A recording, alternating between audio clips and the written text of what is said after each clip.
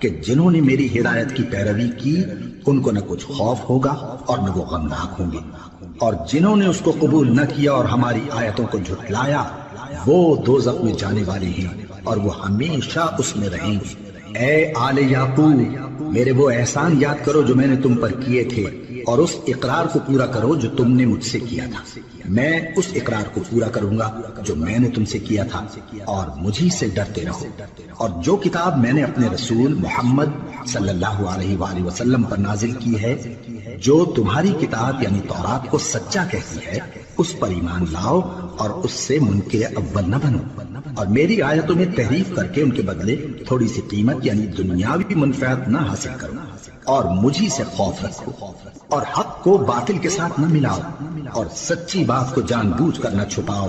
اور نماز پڑھا کرو اور زکوٰۃ دیا کرو، اور اللہ کے آگے جھکنے والوں کے ساتھ جھکا کرو۔